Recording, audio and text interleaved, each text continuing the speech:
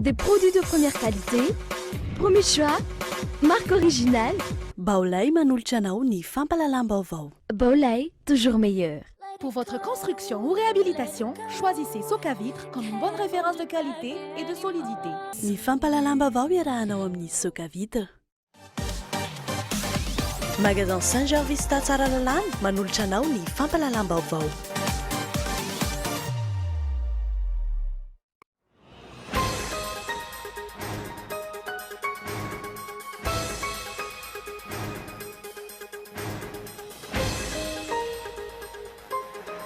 Didiko felehibe fividianana safidy mahoaka fitaka sy fampahantrana izay no amin'ity ny antoko politika malagasy miara-miainga ny asa vitan'ny fitondrana ankehitriny raha ny ambarany filohan'ny antoko MMM azo Andrinanarivelo tokony hialo eo amin'ny fitondrana ny filoham-pirenena Rajonary Mampianina raha tena mandala marina ny demokrasia tokony hiverina amin'ny laony ihany koa ny fitatana ny raharaham-pirenena raha ny ambarany hatrany. Tsy tasorotra anatin'ny listy ny firenena manana tahirana volamena betsaka indrindra manery Madagasikara tamin'ny tatitra navoakan'ny Conseil mondial de l'or. Manodidina ny 7 taona ny tahiram-bolamena anana ny firenena voalohany ary manodidina ny 1.4 taona eo amin'ny laharana fahazato.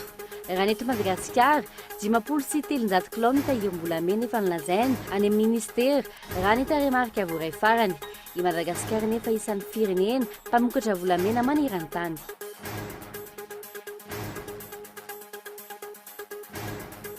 Amin'izao akatoky ny fetin'ny paka izao, olana ho an'ny mpona eto andrenivohitra ny fitaterana. Antony fandraisana andraikitra indrindra manoloana ireo taksi be mihodina an-dalana raha nambarany ny filohan'ny UCTU.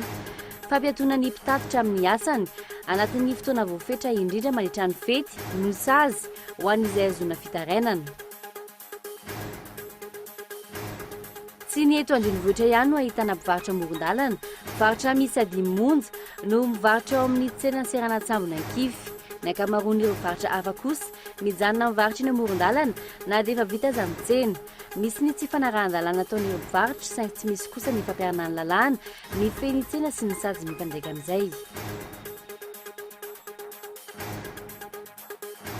Voasambotra omaly tany a Belzika i Salah Abdelslam 20 taona. Teknisiany izay anisan'ireo nikondò ny fanafiana tany Paris ny 13 novambra 2014 izay nahafatesan'olona 30 nokarohan'ny polisy belge sy frantsay fatratra nandritra ny fahavolana ny tenany. Nisy adimy izy ireo no voasambotra omaly ary naratra tao anatin'ny fifandonana omaly i Salah Abdelslam sy ny mpiraitsy kombakomba aminy. Ny antsiprian'ireo vaovao ireo arahinao afaka fotoana fohy.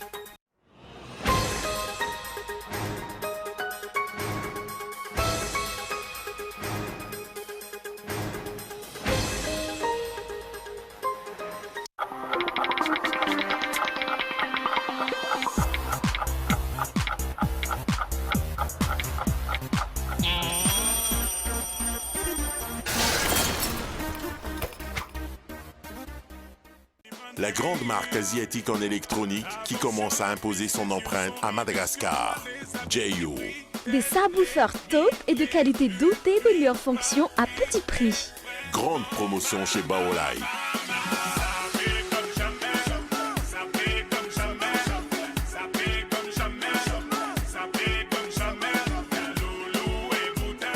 Alors dès maintenant, faites vos achats dans tous les magasins Baolay. Baolay, toujours meilleur.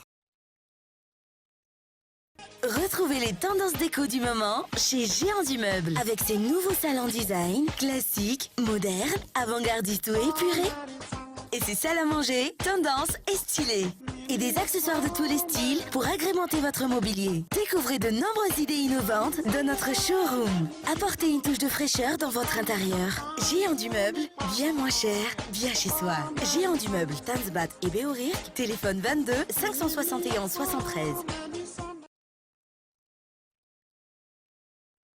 Votre construction ou réhabilitation, choisissez Socavitre comme une bonne référence de qualité et de solidité.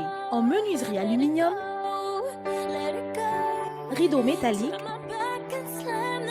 volets roulants, vitres et tôles. Alors, décidez dès maintenant et venez visiter notre showroom à Indutapenak, Soka Vitres, très sincèrement à votre service.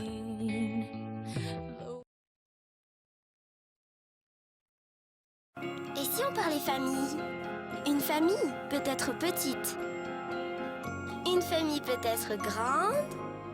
Une famille peut s'agrandir. Une famille peut être loin.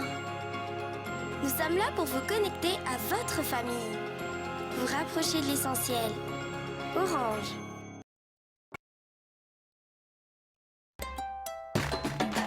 L'organisation du 16e sommet de la francophonie et Tarazava vous présente le Zuma de la francophonie au Jardin d'Indoual les 23 et 24 mars 2016. Découvrez l'art sous toutes ses formes, l'artisanat d'art et les métiers d'art, des performances artistiques avec show et scènes ouvertes, l'animation de graffiti arabé, le Warmtsangan revu par un chef renommé, une exposition des meilleurs clichés du concours de photographie et un espace apéro urbain. Rendez-vous au Zuma de la francophonie au Jardin d'Indoual les 23 et 24 mars 2016.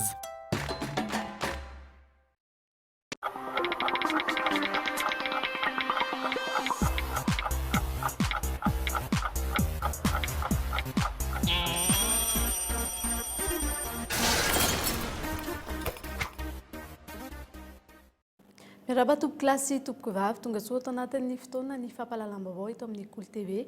Manasanao ihany koa manaraka izany hatramin'ny farany. Ny pejin'ny politika avy hatrany no isan-tarantsika izany dia tsy fantatra mazava intsony ny lalana izay hitondran'ny mpitondra ankehitriny ny firenena. Tsy fantatra ihany koa ny fitaovana izay ampiasaina anatrarana ny tanjona ny hita sy ny re dia ny mpiara-miombona antoka ihany no henomy ny fitondrana fa rehefa ny vahoaka kosa no miteny dia tonga amin'ilay fitenenana hoe tsy misy miaino arahinao ato anatin'ny matoa an-dahatsoratra Boaza Razanatsoa ny andindin'izay. Miverina ao an-tsainy ny besiny maro ankehitriny ny fanontaniana napetraky ny pirakoika manao hoe aia ty ombana. Aia ty ombana? Tsy fantany vahoaka intsony ny lalana hitondran'ny mpitondra azy. Ireto farany koa tsy milaza ny marina na inona mitranga na inona mitona. Tsy fantatra ny tanjona tratrarina ary tsy misy mahalala ny fitaovana ampiasaina anatratra izany. Ny hita sy tsapa dia manao fihetsiketsena maro isan-karazany. Manao danse du ventre hoy ny frantsay. Ny mpitondra rehefa eo alohan'ny mpiara-miombona antoka sy ny mpamatsy vola. Mahavita ny tsy fanao mihitsy ary mahateny ny tsy fiteny. Ohatra amin'izany ny filazan'ny Prime Ministre tao aorian'ny dialogue politika voalohany niarahana tamin'ny vondrona Europeanina. Nanambara ity lehiben'ny gouvernement ity fa ho atao amin'ny volana Jona ny fifidianana lehiben'ny faritra sy ny mpanolontsaina ny faritra. Tao aorian'io fanambarana io, nangina tanteraka ny avy eo anivon'ny fahefana mpanatanteraka. Tsy nisy toa intsony ny momba n'io fifidianana io. Ho an'ny mpanara-baovao, niemitra indray ny mpitondra ary tsy sahy nianatanteraka io fifidianana io. Ny vahomiera maleo tena misahana ny fifidianana, tsy mitsahatra ny milaza fa efa vonina tanteraka hanatotosa izany fifidianana izany, indrindra eo amin'ny lafin'ny ara-teknika. Inona ary no andrasan'ny mpitondra tsy hanatanterahana io fifidianana io? Tsy voalohany ary tsy farany io fihetsiky ny Prime Ministre lehiben'ny gouvernement io. Nandritra ny fandalovan'ny iraky ny vondrona iraisam-pirenena ho an'ny fampandrosoana teto, izay nitsirika ny ezaka vitan'ny firenena malagasy mba ahazoana ilay Fonds de Crédit Élargi. Samba mba nilaza ny marina momba ny toedra raha misy eto izy. Nilaza ny Prime Ministre fa ny JIRAMA no fosotra tsy azahoantsika io famantsiam-bola io. Logiazana mihitsy moa tamin'izany ny fotoana izany ny volan'io orinasa-panjakana io tany amin'ny banky, mampiseho fihetsika hoe mody miasa. Ny vahihany ny olana no votsorina indray ny kantom-bolan'ny JIRAMA ora vitsy taty aoriana. Tsy nisy fepetrano raisina ho an'ny ministra tompon'andraikitra sy ny tale jeneralin'ny JIRAMA izay voalaza fa tompon'andraikitra voalohany amin'ny tsy fahazoana ny Fonds de Crédit Élargi.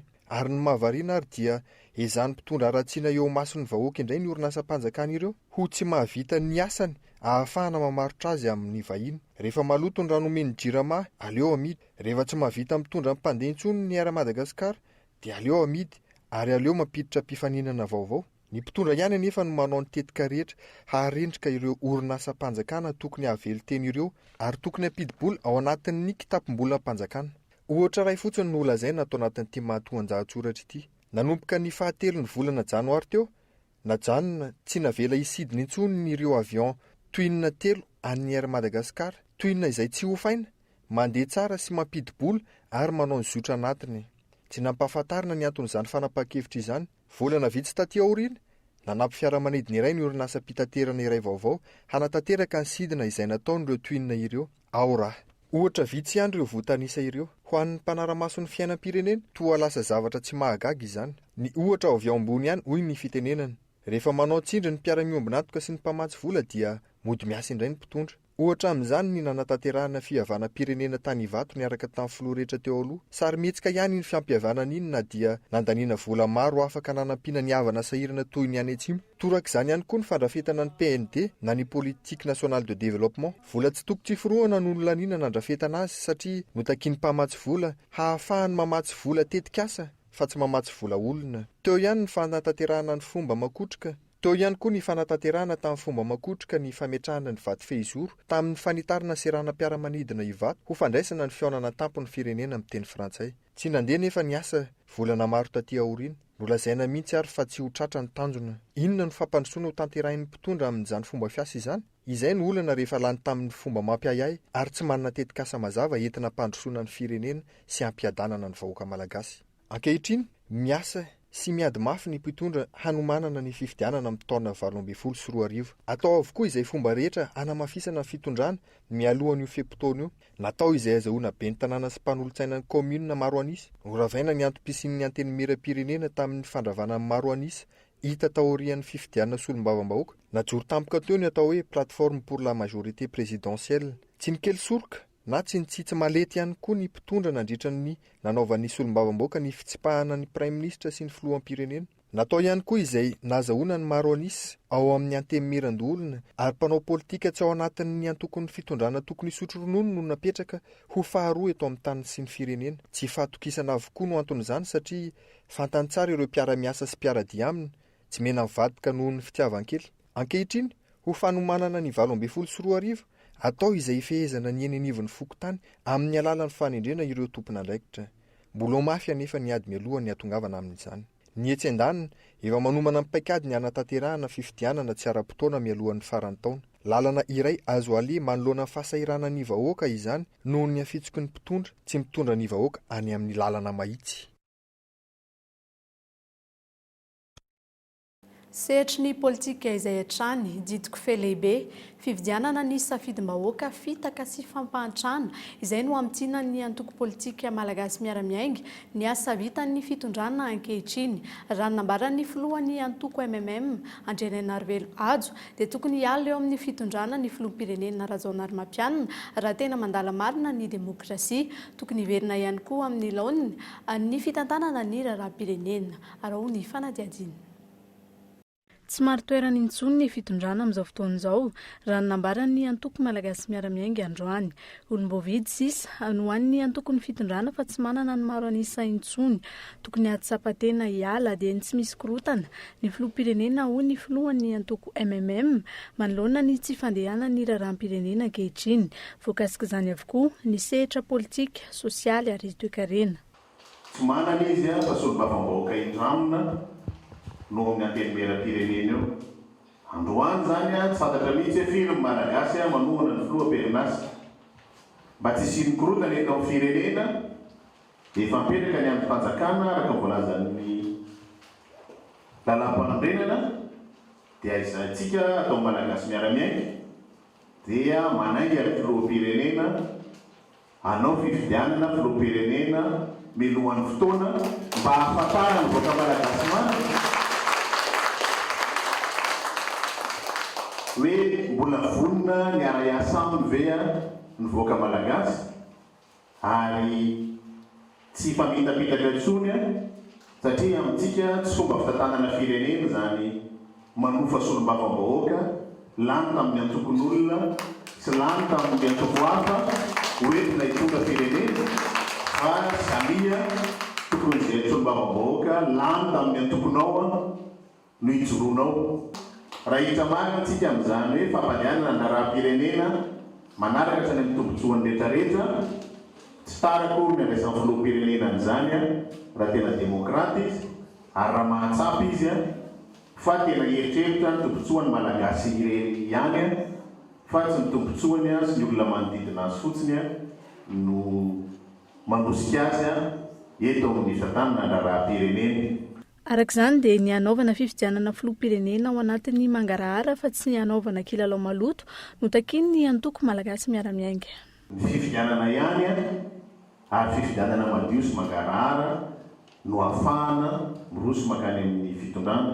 Fa rehefa tsy zay zavatra miseho dia mazava ho azy fa manosika ny olona any tsy fanarahan-dalàna ny toe-tsaina ohatr'izany ka tompona andraikitra amin'izany daholo tsika rehetrarehetra. Fa tompona andraikitra voalohany indrindra mitarika rehefa sanatria fa tsy mandeha ny firenena.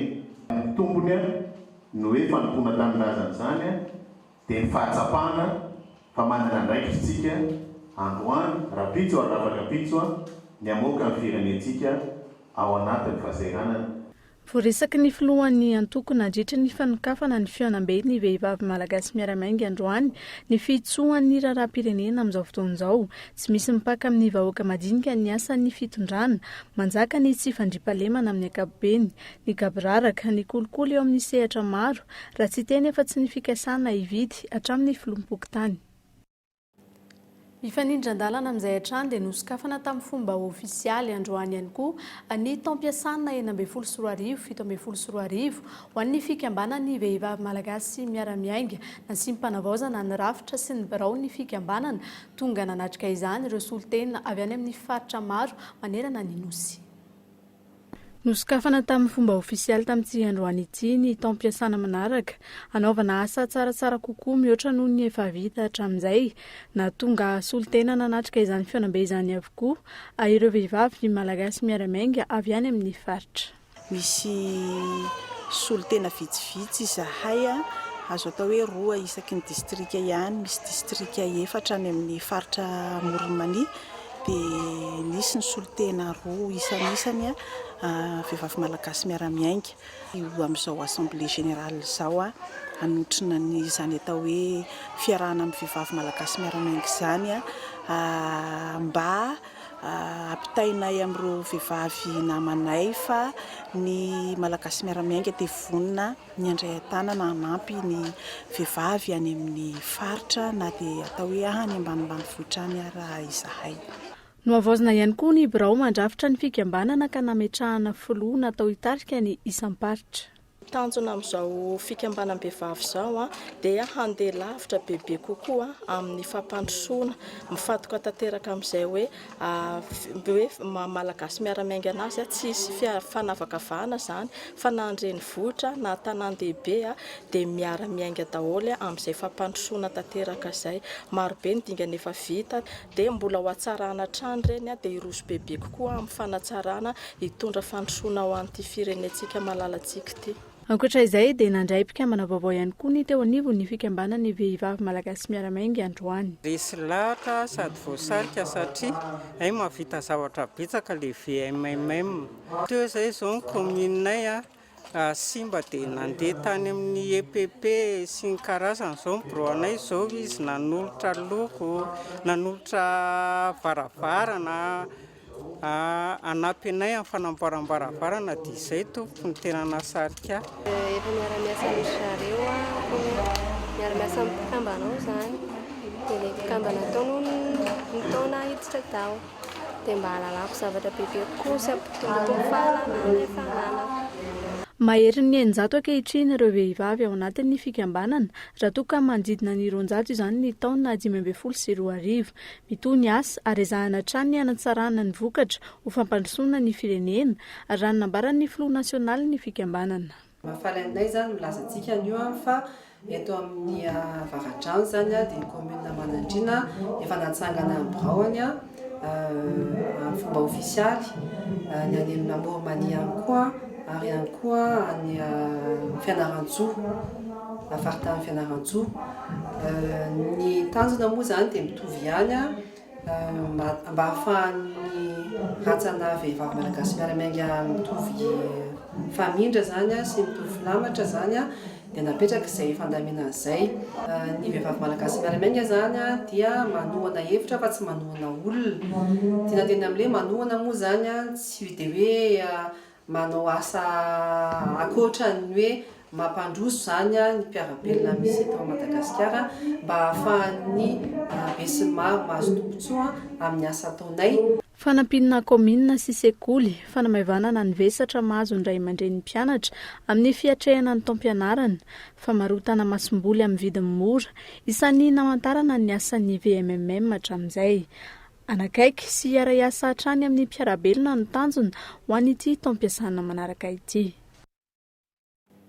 Fa ny fitantanana ny raharaham-pirenena amin'ny ankapobeny, ny mikasika ny Air Madagasikara, ny Kerehany Atsimo, ny Dahalo sy ny Tsifandriampahalemana, ny toe-karena malagasy samy nitondrany ny filoha teo aloha Didier Ratsiraka Tsikera avokoa ireo nandritry ny fandraisam-pitenenana nataony tamin'ny fankalazana ny 40 taona ny antoko Arema. Tsy misy mandeha amin'ny laoniny ny raharaham-pirenena amin'izao fotoan'izao raha nambarany ka tokony andiny tena ny mpitondra. Fanadiadiana entiny Gaeton Andriantsilavo. Ny tombontsoa manokana no mibahany amin'ny mpitondra ankehitriny hoy ny filoha teo aloha Didier Ratsiraka ka adiny ny fitiavan-tanindrazana. Dia satria ohatra ny adinitsika ny fitiavan-tanindrazana, ohatra ny adinitsika fa raha tsy misy an'ity tany ity tsy nivelona isika fa ny fitiavan-tena ohatra ny lasa manjakazaka eto amin'ity firenena ity ka mampalahelo zany tokonavy tokola. Ory avamanana isika malagasy, asa raha mba azo averina kely izy iny hoe raha mba de maninona ny lahy, mampaninona ny lahy, ny lanitra ramia manga. Ankoatr'izay, nilaza ihany koa ity filoha teo aloha ity fa raha misy ny finiavana hivoatra sy hampandroso ny firenena tsy sahala amin'izao i Madagasikara. Ny tsao sy ny onony manjaka hoy izy ary tsy mitondra any amin'ny fivoarana izany. Fiara-miasa sy fanakalozana ny tokony atao hoy izy hoentina mampandroso any Madagasikara. Tsy vitany manao tsikera ihany ny filoha teo aloha fa nanadio tena ihany koa. Nilaza izy fa tsy ny fitondrano no namono ny Air Madagasikara. Ny tsy fahaiza mitantana ataon'ny mpitondra ankehitriny ihany koa hoy izy no mahatonga ny keresy sy ny asan-dahalo any Atsimo.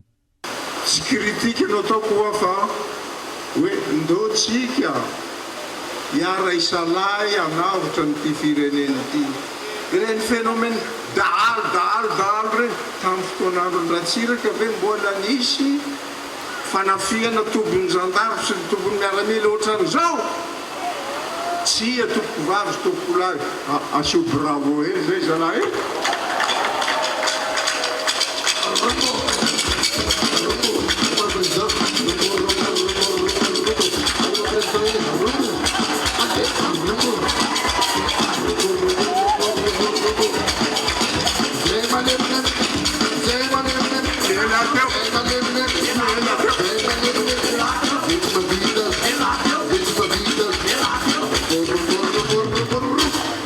Raha tsy hivona nosokafana tamin'ny fomba ofisialy androany teto Mahamasina ny fankalazana ny 40 taona ny antoko Arema tariny filoha teo aloha Didier Ratsiraka.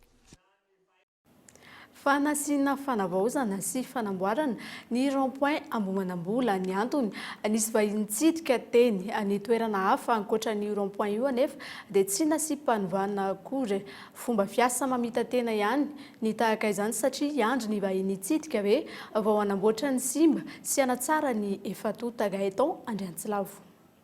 Ny fotodrafitrasa vita dia apetraka eo tsy kitehana intsony raha tsy efa tena simba akaiky hirodana. Izay no mahazatra antsika eto.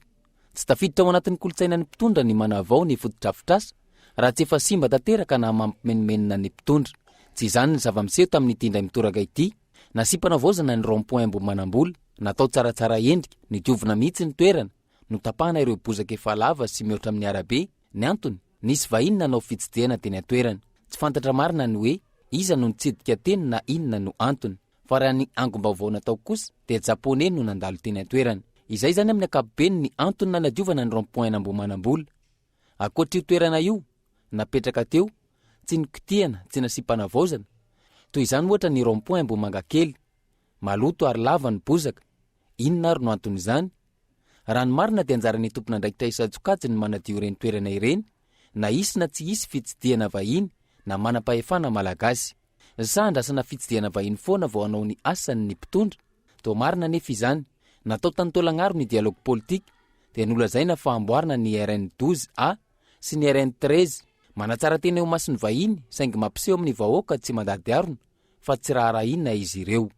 Andrasana fitsidihana vahiny hafa ve ohatra ny eny Andavamamba sy Amparaky vao diovina, to mampiseho ny tsy firarahinana ny vahoaka malagasy izany fetika izany, sa andrasana menimenina sy mampiseho fetika mahery ny vahoaka vao anatanteraka ny asa mifanandrify aminy ny mpitondra, toy ny tranga miseho amin'ny fatapahan-jiro sy ny rano maloto sy ny tsy fandrimpahalemana. Lafa mavao hafa kosa indray tandindomindoza ve ny asa fanaovan-gazety ankehitriny na izy ireo misy mitory ao anatin'ny fanatanterahana ny asany tonjava-nitranga tamin'ny mpanao gazety fa Andriamanarivo, na ihany koa izy ireo misy manao erisetra toy ny nitranga nahazo an'ny talen'ny famoahana ny gazety mpiseho isan'andro iray ny alakamisy lasa teo, na ihany koa misy mamono toy ny nahazo an'ny Ramika volana vitsy lasa izay mpanao saritatra amin'ny gazety iray. Ankoatran'ny tsy palemana izay mampimenimenina ny vahoaka sy ny mpizahatany, ny asa fanaovan-gazety izay voalaza fa fahefana faefatra no voatotoina ankehitriny. Lafa mavao hafa kosa indray dia tsy hita soritra ao anatin'ny lisitry ny firenena manana tahirina volamena betsaka indrindra maneran-tany i Madagasikara.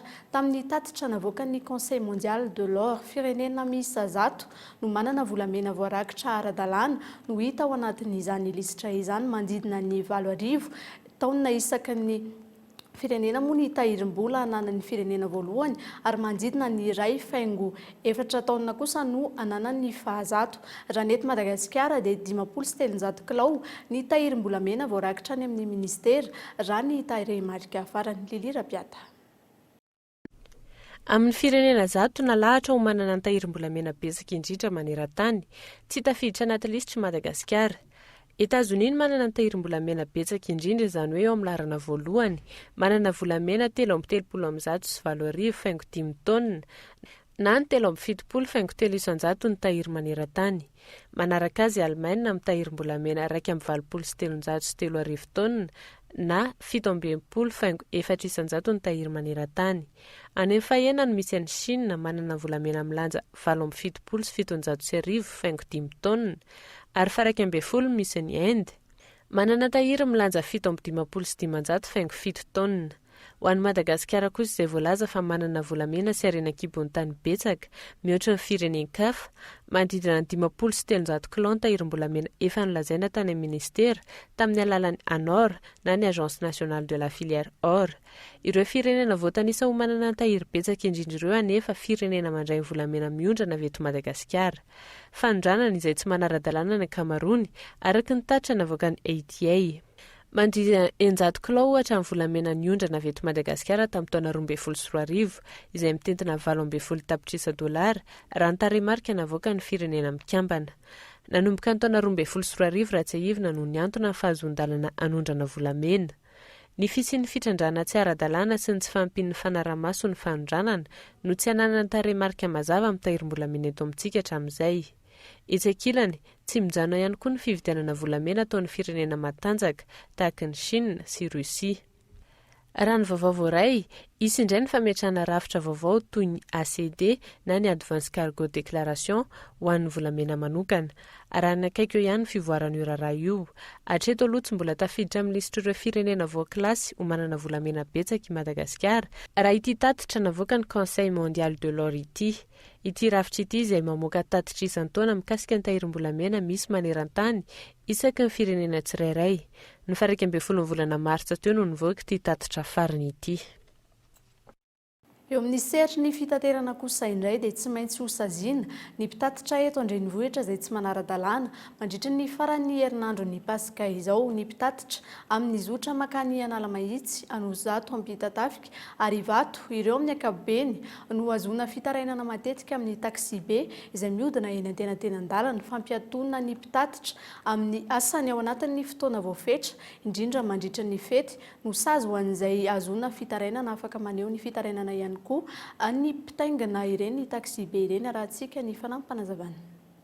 Isaky ny vanim-potoana oatra zao dia tsy maintsy mandray fepetra na andraikitra izay eo amin'ny UCTU, eo amin'ny fanomezana fahafapo amin'ny mpanjifa satria amin'ny vanim-potoana oatra zao dia tena mihitsika tokotra ny lalana amin'ny embouteillage ka mahatonga an'ilay chauffeur indraindray ihodinkodina an-dalana na manary olona an-dalana mihitsy ka zay dia efa mampitandrana anareo chauffeur aokanareo tsy anary olona fa samy reta betsaka io besiny maro io embouteillage io a dia mba zao le clientsika fa reo no mamelona atsika vadimantanatsika sy anaovantsika ny dily. Ny mpitatitra eto andrenivohitra ihany moa no voakasika fepetra io amin'ny tsy fanarahana ny bokin'andraikitra sy ny fanaovana ny dona miverina. Ny fiakaran'ny sarandalana kosa no olana ho an'ny fitaterana makany amin'ny faritra fantaniana mipetraka ny hoe ho voasazy tokoa ve ireo tratra tsy manara-dalàna ireo. Lafim-baovao hafa tanteraka kosa indray dia olona enina ao anatin'ny 10 no voan'ny areti-tsofina eto Madagasikara hoy ny fanazavan'ny mpitsabo nandritra ny fankalazana ny andro iraisam-pirenena ho an'ny fihainoana tsy mifidy taona ihany koa fa mety voan'ny areti-tsofina avokoa ny olona rehetra na zaza na tanora na olon-dehibe azo atao tsara nefa ny mitsabo ny areti-tsofina raha toa ka mbola tsy tara. Fanadihadiany Gaëtan Andriansilavo. Marary sofina avokoa ny enina tamin'ireo olona 10 no tiliana teto amin'ny hôpitaly manara-penitra Andotapenaka androany. Izany hoe mahatratra ny 900 tsy mifidy taona mety ho voany areti-tsofina avokoa ny olona rehetra hoy ny mpitsabo. Antony maro no mahatonga ny areti-tsofina: ny fisokirana ny sofina matetika, ny fihainoana mozika matetika amin'ny alalan'ny écouteur na ny fihainoana mozika diso tafahoatra. Eo ihany koa ny fisian'ny rano ao anaty sofina, indrindra ho an'ireo zaza aotra hatramin'ny 5 taona. Areti-tsofina dia misy karazany maro mety mahatonga azy.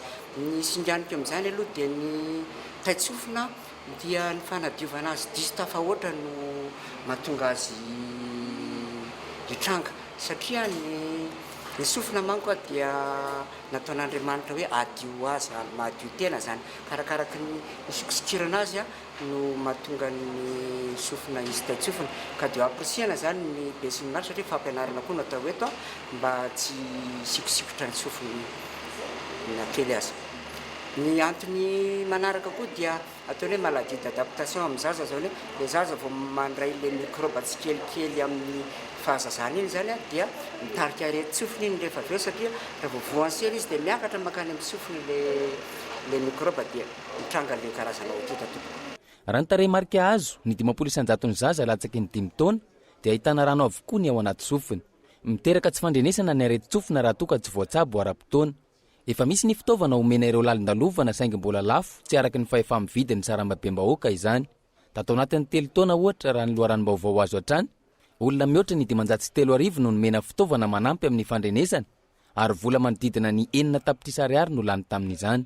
Ireo mpiara-momby nantoka amin'ny firenena malagasy hatreto no manafatra ireo fitaovana ireo. Fa amin'izao fotoana izao zany mbola toa hoe le tsy miakina ny tena manao azy, mampiasa azy zany.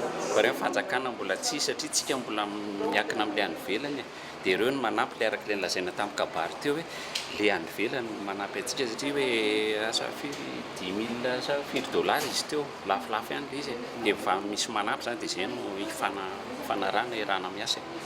Raha tsy hivina ny 7 volana Martsa no andro natokana ho fankalazana ny andro iraisam-pirenena ho an'ny fihainoana na ny journée mondiale de l'audition. Androany 7 volana Martsa kosa vao nankalazana izany ho antsika eto Madagasikara.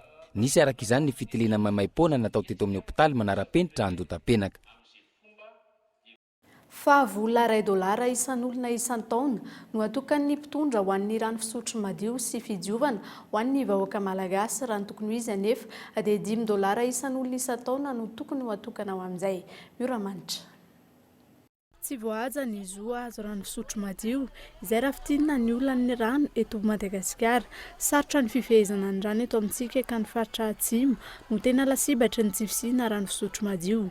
Ho andreo faritra mahazo rano kosa mbola mampitaraina ny olona ny kalitaon'ny rano amin'izao fotoana izao. Etsekilana tsy misy fanaraha-maso ny fikarakarana ireo foto-drafitrasa mikasika ny rano sy ny fidiovana. Fatapahan-drano matetika anisan'ny olana mampijaly ny vahoaka malagasy. Vahaolana maharitra no takiana manoloana izao olana lavareny iainana amin'ny andavanandro izao. Miteraka fidiram-bola ho andreo olona sasany ny fatapahan'ny rano. Ny alina no mandeha ny rano ka vidina $50 ny iray bidon, ka rehefa atoandro ny andro dia amidin'izy ireo $800 zany amin'ny fotoana tsy mampandeha ny rano. Ho an'ny mponina ny Andotapenaka faharoa manokana hijaliana ny rano amin'ny pompy.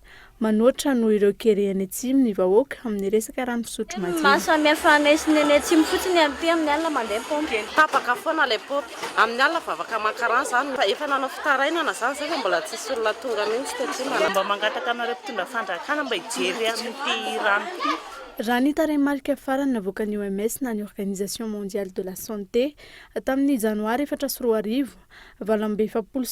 tapitrisa ny olona tsy manana rano fisotro madio izany hoe raha 70 ponina eran'izao tontolo izao ary 100 amin'izany no amin'ny tapany atsimon'ny kontinanta afrikana tamin'ny taona 20.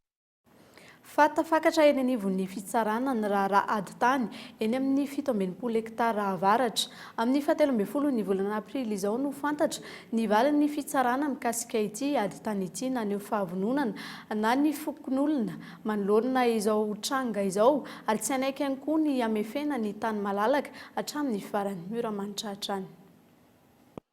Vory-maro ireo fokon'olona tetsy amin'ny 67 hektara avaratra androany ahafantatra ny toy ny raharaha ady tany izay nampifanolana olombitsy sy ireto fokon'olona ireto. Vonina ary tsy anaiky mora foana ireo fokon'olona amin'ny fanorenana eny amin'ny tany malalaka. Nisy ihany koa ny fangatana ireo fokon'olona tamin'ny fanjakana ny tsy ahafahan'olo tokana manorina amin'ny tany malalaka eny an-toerana. Manoloana izao tranga izao, mirahina ny fokon'olona ka samy nandray izay andraikitra tandrefy azy avy. Vonina ny fokon'olona, hitana ny maizy azy ny tanàna misy azy ireo. Fahita mikasika ny ady tany 67 dia tsotra tokoa. Niakatra parikely zavatra tamin'ny lakamisy lasa teo dia amin'ny 13 ny volana ambony, izany hoe 13 avril no hiakatra amin'ny tribunal dia izy. Tsy anaiky ary ady mafy hatramin'ny farany ny fokon'olona ny amin'ity resaka tany ity.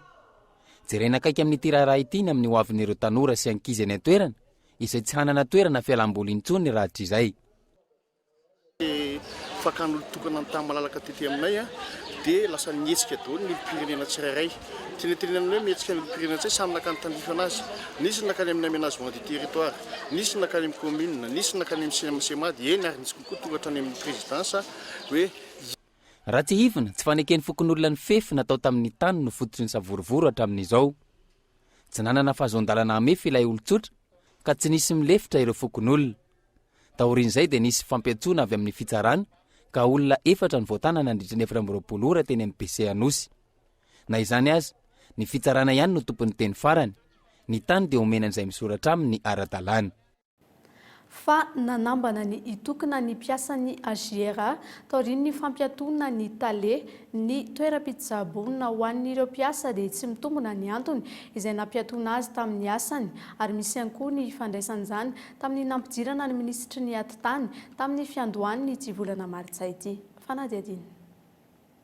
Tamin'ity herinandro ity nampiatona tamin'ny asa ny talehan'ny AGRA. Hatramin'izao tsy fantatra izay hosolony. Tsy mazava tsara ny antony nesorana ity tale ity fa araka ny nambaran'ireo piasa eo anivon'ity toeram-pitsaboana ity misy fandraisany tamin'ny fidiran'ny ministry ny ady tany tao sy ny fandidiana azy io fanesorana io.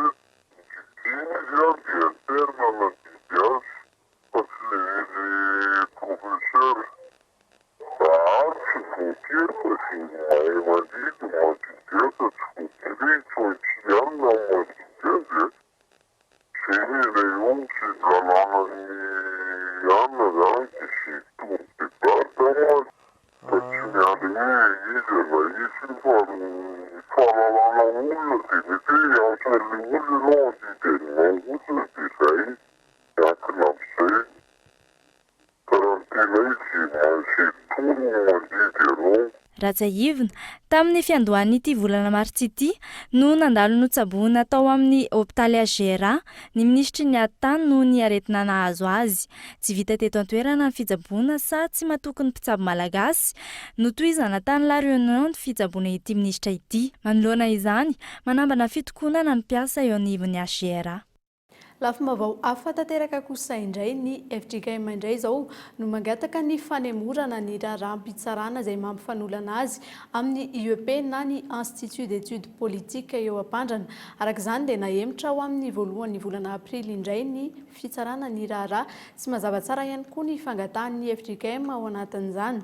Tamin'ny voalohany izy nangataka ny fampiakarana ny hofantrano fa taty aoriana indray dia niova ny ialan'ny IEP ao amin'ny tranony mba hifindran'ny synôda ho an'ny mpanara-baovao aty ivelany kosa indray toa misy ambadika hafahafa izany eo amin'ny filoham-pirenena teo aloha sy ny taleny UEP izay efa nifandona tamin'ny fotoan'androny. Lafim-baovao hafa kosa indray iray amin'ireo hetsika lehibe sy goavana izay horaisiny Madagasikara ny volana novambra ho avy izao ny fionam-be faha 40 an'ireo firenena amin'ny teny frantsay fanamby maromaro sy goavana moa no napetraky ny fanjakana maro sosina ny tombontsoa izay tokony ho azon'ny Madagasikara ao anatin'ny fandraisana izay fionam-be izay saingy maro ihany koa ny lafiratsiny raha ny fanazavan'ireo mpanjinika fiarahamonina sy ireo voakasika akaiky amin'izay fanadiadiana miompana amin'izay indrindra no miompana amin'io fionam-be io moa zany no arahinao anatin'ny fandarana Alalino Rampitso miaraka amin'ny Michel Ranarjaona. Eto Madagasikara, Antananarivo no andraisana ny volana novambra ho avy izao ny fionam-be faha 40 n'ireo firenena amin'ny teny frantsay. Tamin'ny taona 2014 nandritra ny fionan'ireo tompon'andraikitra ambony sy ny governementan'ireo firenena amin'ny teny frantsay no nandraisana ny fanapahan-kevitra. Mizarazara ihany ny hevitra mahakasika ny hoe hitondra tombontsoa ho an'i Madagasikara ve ny fandraisana ity fionam-be ny firenena amin'ny teny frantsay ity. Raha nanontanyireo olon-tsotra sendranay izahay dia tahaka izao ny hevitry izy ireo mahakasika izany. Le izy zany efa tafiditra amin'ny programam-panjakana hoe atao dia tokony ilaina zany le izy ao anatin'ny programam-panjakana. Fa ny ity zany miakahana io foana dia izay tsy matavavoaka atsika. Izy aloha tsy misy maharatsy azy raha ohatra ka mitondra vahaolana ho an'ny firenena. Raha misy tombontsoa ny vahoaka malagasy tsy misy maharatsy an'ilay izy. Mitondra tombontsoa satria fotodrafitrasa mipetraka ho an'ny malagasy dia ny zavatra vola vahiny miditra avy amin'ny koa mipetraka ho an'ny kitapom-bola firenena malagasy. Raha ho andra raha-panao politika ilay izy dia mety fa raha ho antsika tsy dia hitako loatra. Fa ny anazy fotsiny hoe izy mpanao politika dia mety hoe possible hoe misy intérêt. Fa raha ho antsika manay majinika tsy hita loatra ny tena tombony. Tsy metraka amiko mivantana le zany nenina zavatra ny sepase teo tsy metraka amiko mivantana mihitsy. Ara-pahamehana na tsia ny fanomanana sy ny fandraisana ny tokony mamafisina raha ny fanazavana azo mba hisy fiantraikany marina manoloana ny zavatra iainan'ny vahoaka malagasy amin'izao fotoana izao. Ny hoe lahara-pahamehana na tsy lahara-pahamehana ny fandraisana ny francophonie sarotra be ny teny an'izay fa ny zavatra fantatra raha soa ny fanomanana sy ny fandraisana dia mety ho tsara ny mahazin'ny Madagasikara amin'ny firenena izay tonga. Fa raha ohatra ratsy ny fandraisana dia mazava ho azy fa fanaraka amin'izay koa zany ny vokatra mety ho azo. Fa ny fiantraika ny vantana amin'ny vahoaka angamba no heveriko hoe tsy dia hisy angamba zany. Fa raha tsara ho ny fandraisana dia mety haresy lahatra ny firenena hafa hanao investissement eto Madagasikara. Ny tena marina ny fanamafisana ny fitondrana no fiheverako ny fandraisana ny francophonie. Fa raha ny zava-misy eto Madagasikara zay hita fa tena mbola sahirana ny vahoaka dia heveriko hoe tsy tokony izany angamba no andanimbola satria raha ohatra ka nazahoana famatsim-bola ny zavatra rehetra zay atao fanomanana ny francophonie io fandraisana an'io dia heveriko hoe tsy dia nisy angamba ny olana amin'izany fa tombony ho an'i Madagasikara.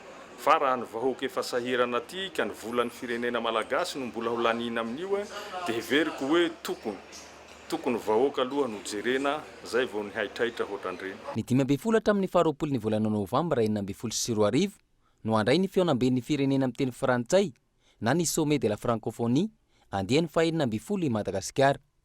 Arahinao rapitso amin'ny fito ora latsaka fahefany ny antsipriany izay ao anatin'ny fandaharana Alalino. Maresaka avy any ivelany kosa indray voasambotra ao Malta ny Belgique Isala Abdeslam 20 taona teknisianina anisan'ireo nikaondo tamin'ny fanafihana tany Paris ny 13 novambra lasa teo izay nahafatesan'olona 30 nokarohin'ny polisy belge sy frantsay nandritra ny efabolana izy miisa 5 izy ireo no voasambotra ao Maly ary naratra tao anatin'ny fifandonana ao Maly Isala Abdeslam sy ny mpiray tsy kombakomba aminy mangataka ny itsarana ny Isala Abdeslam any Frantsa hatrany ny filoha frantsay François Hollande ary manohana izany ihany koa ny prime ministre belge Charles Michel. Frantsa sy Belgique izay nifanohana hatrany tao anatin'ny fanadihadiana indrindra taorian'ny fanafiana ny tranga tany Paris tamin'ny taondasa mbola ina hatrany ny asa fampiroroana ny Frantsa ho ny ministry ny aty tany Bernard Cazeneuve androany mbola lavitra ny lalana ary mila mitandrina hatrany ny firenena frantsay raha nambarany François Hollande izay andray ny fianakaviana ireo niarambony amin'ny alatsinainy ho avy izao. Mialohan'ny isarahana tompo-klasy tompo-vavy dia indro atsidika aminao ireo vaovao nisongadina tamin'ity androany ity. Didiko fe lehibe fividianana safidim-bahoaka fitaka sy fampahantrana izay no mamitsina ny antoko politika malagasy miara-miainga ny asa vitan'ny fitondrana ankehitriny. Tokony alina eo amin'ny fitondrana ny filoham-pirenena Rajaonarimampianina raha tena mandala marina ny demokrasia. Tsy hita soritra anatin'ny lisitra ny firenena manana tahirina volamena betsaka indrindra maneran-tany i Madagasikara tamin'ny tatitra izay navoaka ny Conseil mondial de l'or 530 kilao ny tahirim-bolamena efa nolazaina any amin'ny ministera raha ny tarehimarika farany voaray. I Madagasikara nefa izay isan'ny firenena mpamokatra volamena indrindra maneran-tany. Fa amin'izao akatoky ny fetin'ny Pasika izao dia olana ho an'ny mponina eto an-drenivohitra ny fitaterana antony fandraisana andraikitry ny UCTU indrindra manoloana n'ireo taxi be izay mihodina eny an-tenatenan-dalana fampiatona ny mpitatitra amin'ny asany anatin'ny fotoana voafetra indrindra mandritra ny fety no sazy izay ho azon'izy ireo. Azo atao ihany koa ny mitaraina manoloana izay fa tsy ny eto an-drenivohitra ihany no ahitana mpivarotra amoron-dalana tsy manara-dalàna ireo mpivarotra amoron-dalana toy ny zava-misy ao amin'ny Serana-Tsambo any Ankify. Izay ihany koa tompo-klasy tompo-vavy no entina manakatona izao fampahalalam-baovao izao ankasitrahana ianao nanaraka izany hatramin'ny farany. Veloma tompoko.